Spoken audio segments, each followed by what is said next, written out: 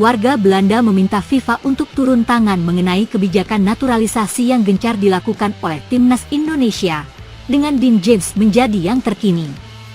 Skuad Garuda akan ketambahan 4 amunisi baru untuk 2 laga berikutnya di kualifikasi Piala Dunia 2026 yang terselenggara pada bulan Maret ini. Tim asuhan Patrick Kluivert akan melawat ke Sydney untuk menghadapi Australia pada 20 Maret 2025 dan menjamu Bahrain di Jakarta pada 5 hari kemudian.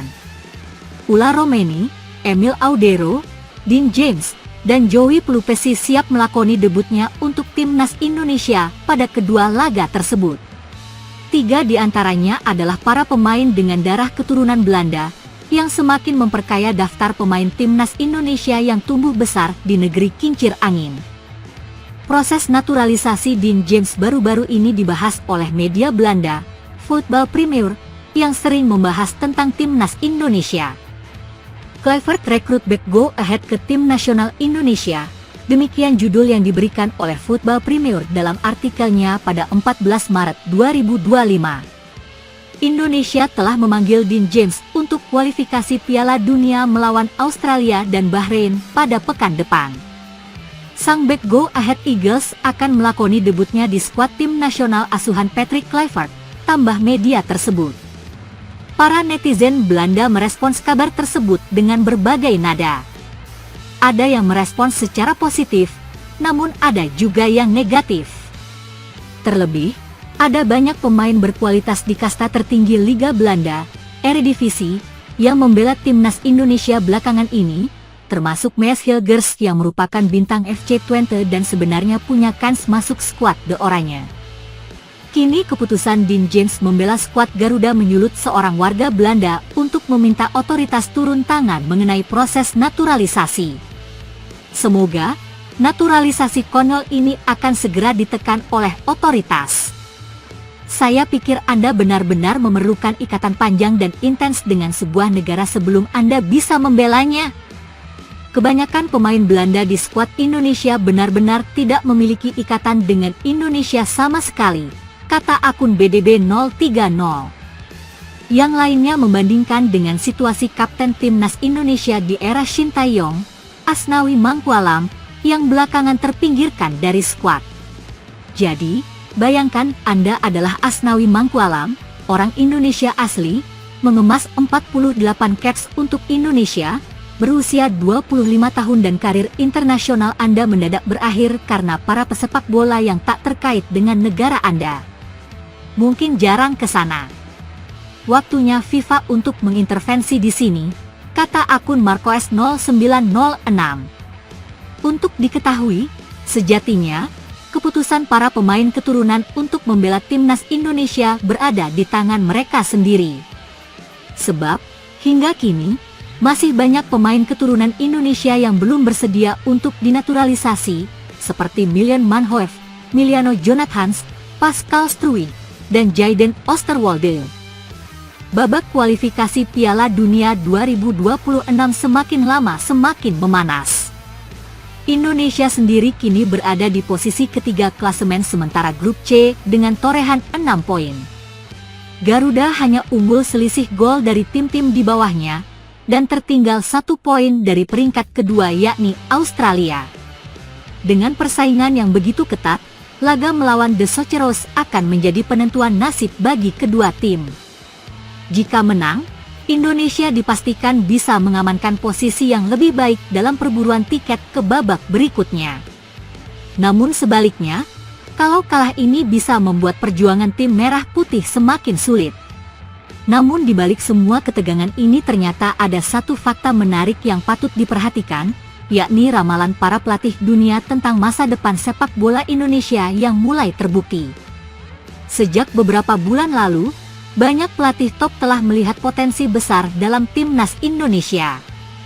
Dari mentalitas para pemain yang semakin kuat hingga sistem pembinaan yang semakin matang.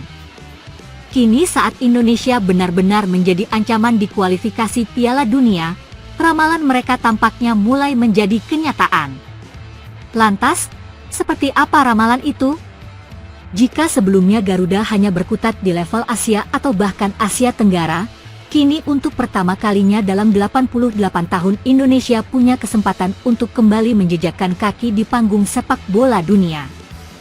Ketum PSSI Erick Thohir sebenarnya pada awalnya menargetkan bahwa Indonesia baru bisa tampil di Piala Dunia tahun 2034. Namun perjalanan kualifikasi menunjukkan bahwa peluang tersebut datang jauh lebih cepat dari yang diperkirakan.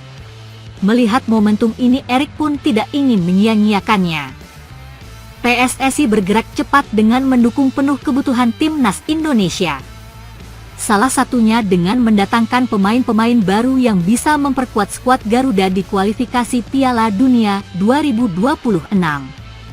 Naturalisasi menjadi salah satu strategi utama yang diterapkan untuk meningkatkan kualitas tim secara instan.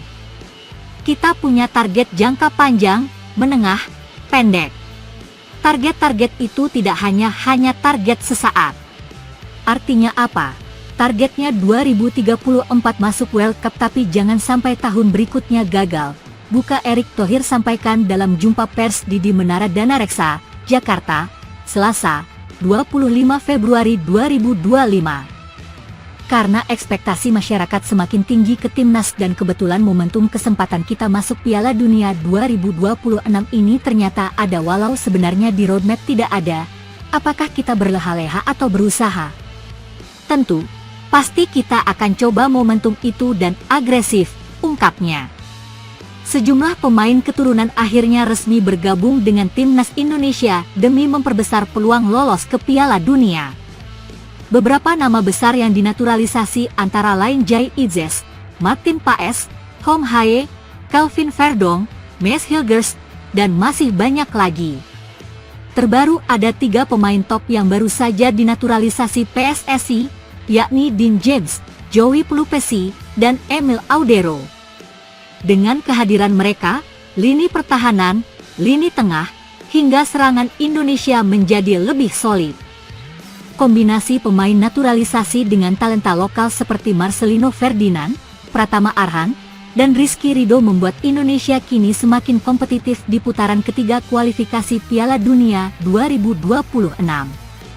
Hasilnya bisa dilihat dari posisi Indonesia di klasemen sementara grup C, di mana Garuda bertenggar di peringkat ketiga dengan koleksi 6 poin, hanya terpaut 1 angka dari Australia di posisi kedua. Indonesia yang awalnya disebut sebagai tim underdog dan memiliki peringkat FIFA terendah grup C, perlahan mulai menunjukkan kualitas mereka yang sebenarnya. Jika melihat dari klasemen, laga melawan Australia tentunya akan menjadi pertandingan yang sangat panas dan menentukan nasib Indonesia.